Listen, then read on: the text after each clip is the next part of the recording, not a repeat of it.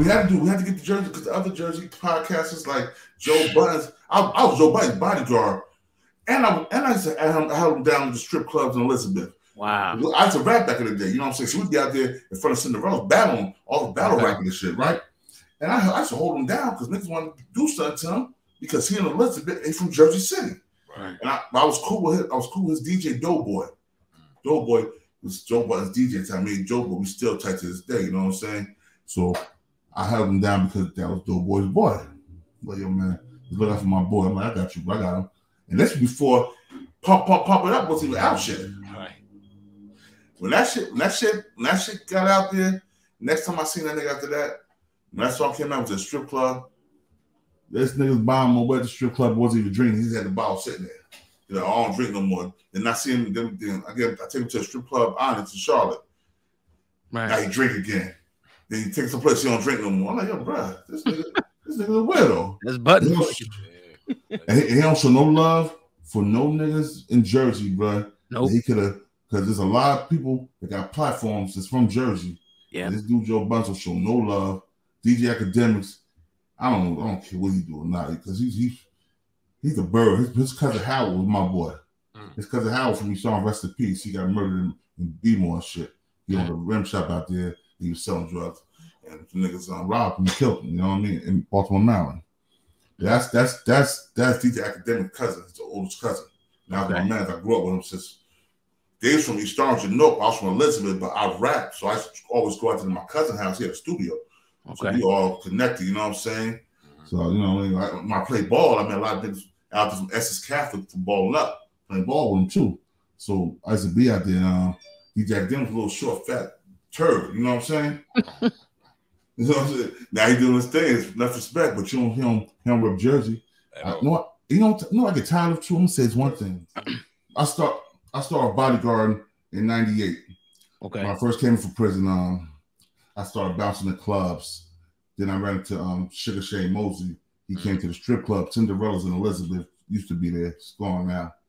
So he came into the strip club and he gave me his number. He's like, yo, call me. So after I left the club, I called him. Right. He had to go train. He was training. I think he was training for Felix Tito Trinidad, if I'm not mistaken. And so he called me. Sent me a plane ticket to Cali. Went out there.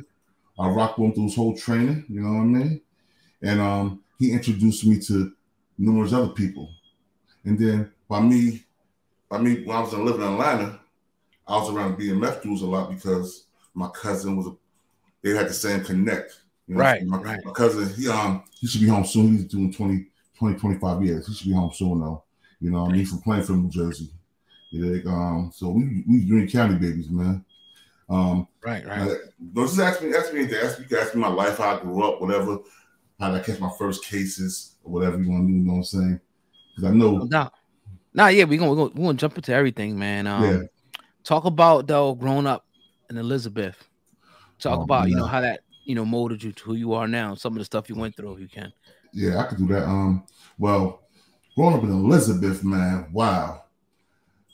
I thought Elizabeth was the roughest hood in the world because I really never was going any place else when I was a kid. I just go from Elizabeth to North or Elizabeth to Trenton. Right. Come on, Elizabeth, Trenton, North. They're the roughest hoods in the world, you know what I mean? But I never knew it was so rough until I got a certain age. When I was younger, I was born and raised on Bond Street in Elizabeth. Okay. It's right between Division and Henry Street, Ralph 109. Okay.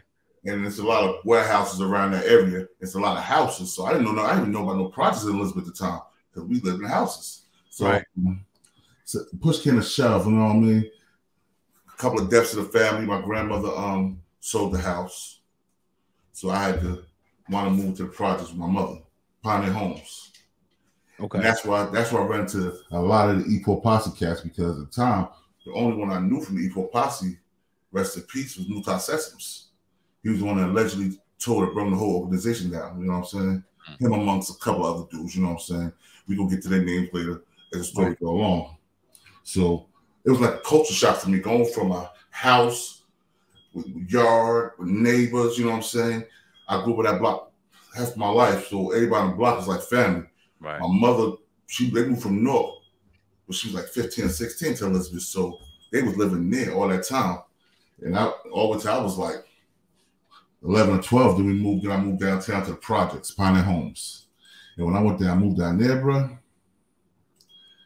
that shit looked like Beirut. Hey. You know what I'm saying? I know y'all. I don't know if y'all have been to Elizabeth before, or if you haven't seen the projects in Elizabeth. It was downtown by the waterfront. You know what I'm saying? The best thing about living down there was the waterfront. You know what I mean? Everything else was right. Man, we had signs hanging up like flags from post to post. Said if you buy or sell drugs here, you're going to jail. This is on every main block in the hood. So you see this like, damn, selling drugs. I don't even know what drugs is at the time, really. Right. So I played basketball, so that kind of kept me out the way a little bit. But then at the time, my mother was she'd been clean for 27 years now from heroin. So we used to have a rough life, you know what I'm saying, money wise and projects. So I started dabbling, hustling.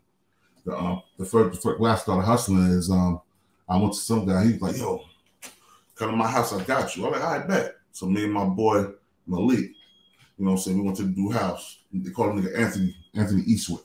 He a clothes designer. But back then, he was moving weight. So he threw me something like, "Yo, bring me back this much." When he said that, I looked at my boy Malik. I'm doing the math in my head already, like, "Oh, this nigga trying to get over on us, huh?" I'm like, all right. Yo, how we said we growing up, you skunk, nigga. You ain't getting nothing. Yeah. Next time I seen that nigga, I was balling. I was in Cinderella throwing money, and I was like, I did this when I was like 12 years old. I took that shit from him. I didn't see that nigga again, really, until I came to do my first bid in '98. He see me in the strip club. He was like, "Yo, bro, I heard you was out here making noise." He was at the game now. He was like, "Yo, I want to get with you to do some business together." You know what I'm saying? I need security. I'm like, "Nah, bro, I'm good." Because I already skunked this nigga already. You know what I'm saying? Why I look like lining myself up so you can have something done to me, or you know what I'm saying? Anything like that. I'm having me do something to you, and I end up back in the box. Yeah, right. But yeah, man, I played ball for Elizabeth High. We had 2 state championships in New Jersey. You know what I'm saying? Won 4 county titles. Okay. Yeah. I signed a letter of 10 to UNLV. Back then too. Woo. Ain't you like 6'8" or some shit like that? I'm 6'7". 6'7". All right, yeah. Damn. So I signed my letter to UNLV. But I was in the game heavy at the time. You know what I'm saying? I was playing ball and I was helping. We moving work. I was in the projects no more. I moved up to the white neighborhood and I was hustling over there with doctors and lawyer offices at private schools all around the area. It's called Westminster Ave. Okay. I think I heard of that.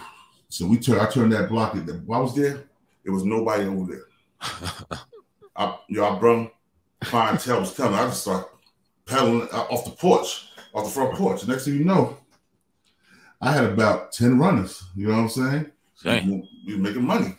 We turned that whole area because I had Westminster. My cousin Mike Slim, he had Settlement, and my cousin Hop, he was a PM. He had PM the projects of PS Manus. You know what I'm saying? Then you have Walnut Street and Jefferson Park. That was all a close distance. So it was a lot of beef because a lot of people money was getting short. So they used to come to Westminster. I had to put hands on a couple of dudes. But, you know, pretty much I stayed out the way like that. You know what I'm saying? Because not too many people wanted to rock with me, you know. I don't know because I was big or I don't know because they knew who my family is and how we got down. Right. But, you know, so a lot of dudes, as I got older, a lot of dudes, they try to rock with me. They want. I rocked with dudes ever since I was in 2nd and 3rd grade. I thought I used to get jumped by 3 or 4 dudes. You know what I'm saying? I didn't have a fair fight until I was like 15 years old. Right. Walk us through the people through your first bid. How old were you? What was your mindset like prior to going in? What was your mindset like during the trial? And then, like, how was your mindset walking out of that situation? Break us down. All right. Well, I didn't know that they was on me already. I didn't know that. My cousin, I told the dude, I'm like, yo, don't go to King University selling no drugs because they got campus police and they're real police, bro. And you'll get locked up. Right. You know what I'm saying? At the time, I was 17. Okay. And I was telling him this, you know what I'm saying? So he's like, oh, nah, He's like, man, I'm chilling with this chick, man. I'm like, all right. So this nigga disappeared for like 2 days. I don't hear from him, you know what I'm saying? That's when we had the pages. We had the colorful pages. Like, you know how they had the red cases, the blue cases, the clear cases. You know what I'm saying? So we had a couple of pages. I'm paging him. He never hit me back. I'm 911 him. So I don't know. He's not home. His mother said he's not there. I don't know where he at. But we got to get to business. Wow. This dude pop up like 2 or 3 days later. He pop up. He's like, oh, yeah, man, I was laid up with this chick, man. I'm sorry to get back at you. My pager died. Now, we all know, them pager batteries, them batteries, the pager lasts forever. so I'm like, oh, word? Yeah. I'm like, all right, bro. You know, it's all good, man. We got to make this move. We got to make this move, do what we got to do, because I was already lining up stuff in Vegas. I was already, had shit move. I had people in Vegas. I had shit moving out there already. Like, yo, I'm going to go to Vegas, and I'm going to open it up, because, you know, on a scholarship, man, what you get is you get like whatever left over after your books stuff are paid for. Yeah. And that's all you have. So if it's like $5,000 or maybe $10,000 at the most, you got to have that all semester. Right. You know what I'm saying? You can't really do much. So I was like, I was already making money, so I was like, I'm good, man. I just took the business over there. But as that was going along, I was getting into a lot of different drama with the niggas from around the way, you know what I'm saying? Because now everybody getting a lot of money and it's getting congested. Like the block right there, or selling Mavs right there. My cousin Mike, he just got locked up. You know what I'm saying? So the niggas that were down with him, it was him boy, it was his boy, it wasn't my boys, you did. Right. So and then the niggas at PM, they was mad because we was cutting them under. We was right in the middle. I had smack dab in the middle. So it was like a lot of shootouts. I see a lot of people go down, man. And that ain't nothing I'm glorifying. You know what I'm saying? That happened in the past, you know what I'm saying? Absolutely. I had knowledge of self all my life, so I knew better. But when you put in a situation of circumstance of not having, you gonna do what you do to get what you get. I was ready. I'm gonna tell you, one of the first reasons I started hustling, I'm gonna tell you this. My mother was school shopping for me, right? And I don't know. I said, man, just give me some Levi's. Give me a bunch of Levi's, you know what I'm saying? And Champion hoodies. You know, Champion hoodies and Levi's was a shit back in the day, you know what I'm saying? With some sneakers, some Nikes, or some Timbs, you know what I'm saying? Or some the East Bay boots, whatever you call them. The Rockports. The East Bay Rockports. That was the shit. And I could never afford them because at the time I was just nickel or diamond. That's before I hit the nigga up, you know what I'm saying? So she came back with like 4 or 5 pair of Levi's, right?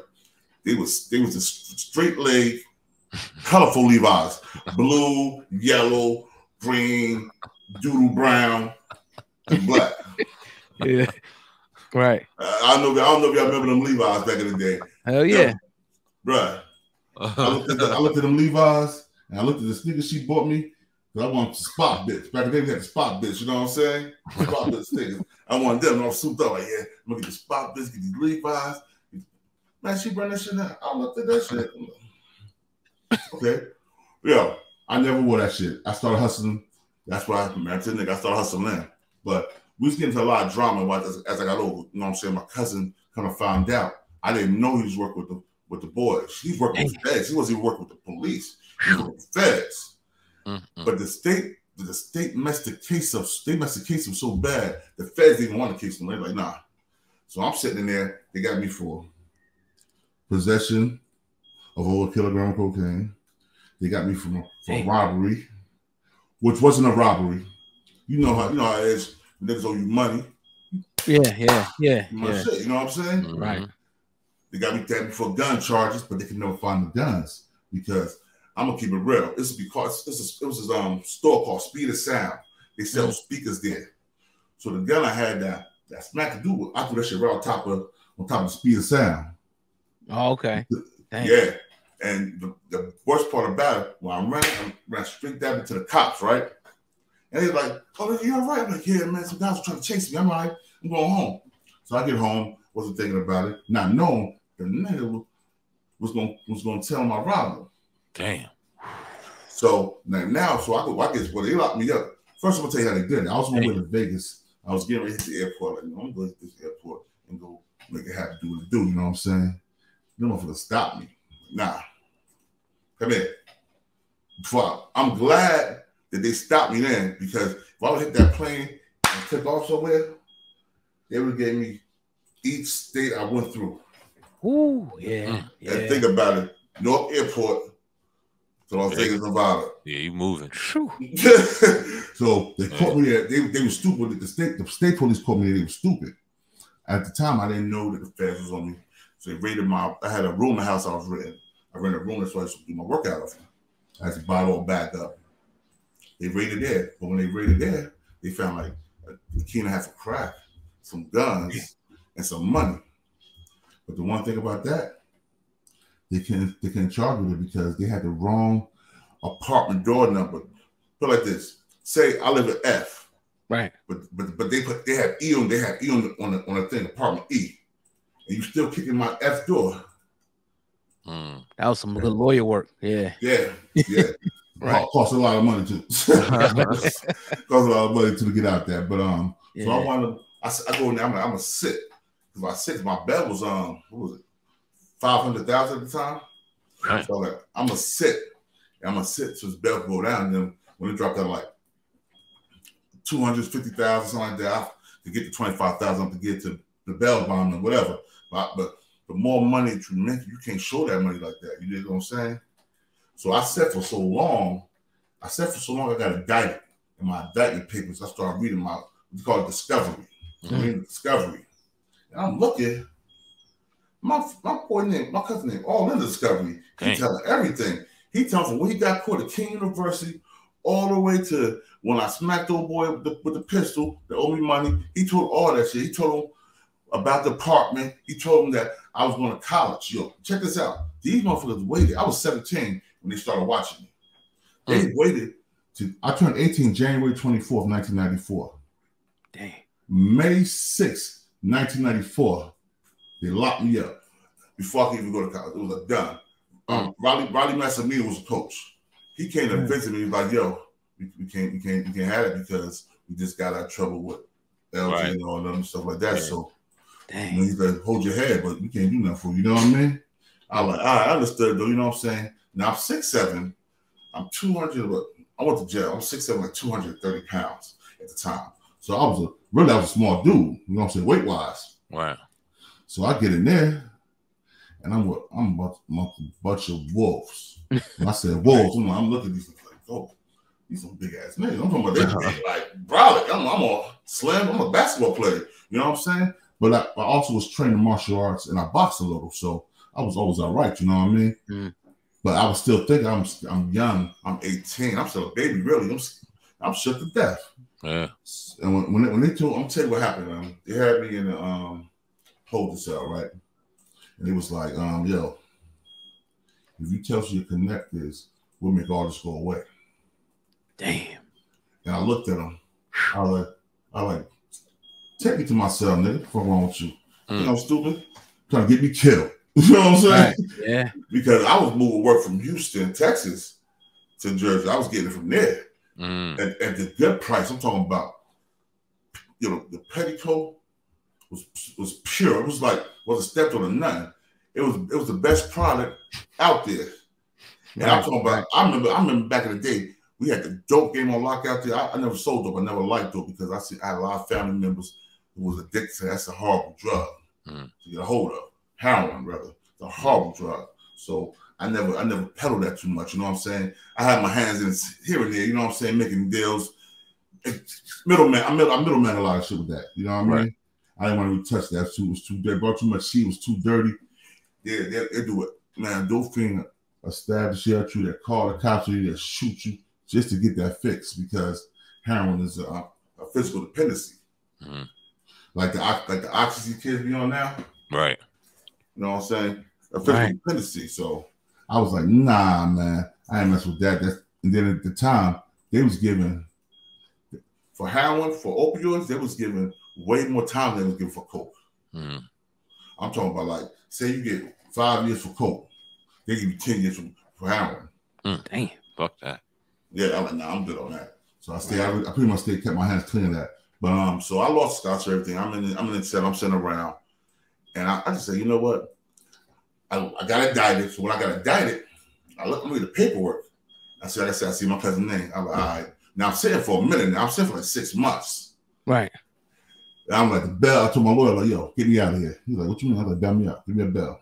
I'm coming home. So I already see what happened already. I'm coming home. Get me out of here. But I knew I was gonna do when I got home anyway. My intentions was to go home. I'm like, yo, I get home. He see me. He see a ghost. His eyeballs this big, dog. I'm like, yeah. He's like, how much was your bell? The bell had dropped down like I think it was $150,000. Almost $15,000 bell. Give me out of there, you know what I'm saying? Yo, he was like, I'm like, yeah, man, I'm home, man. I'm like, yo, bro, that's crazy, man, bro. I'm like, yo, let me ask you a question. Right. He's like, what's up? I'm like, yo, bro, this was up. I showed him the paperwork. I had to put it in my hand. Damn. This was up. Put it in his face. He's like, oh man, nah. You know, I was on probation. Man, you're a juvenile probation, man. You're on juvenile probation, bro. You're 18 year dog. You right. Under the bus. Damn. I was like, if I can't play basketball no more, nigga, you can't play basketball no more. It's a wrap. Damn. Left it like that. He didn't come to court to testify, but he already had the evidence they needed. So they want to block me for that. I was even out 2 days. They're like, back in here, nigga. Sit your ass down. Right. So they revoked any bell. They revoked my bell. They said, you won't get no bell now in this case.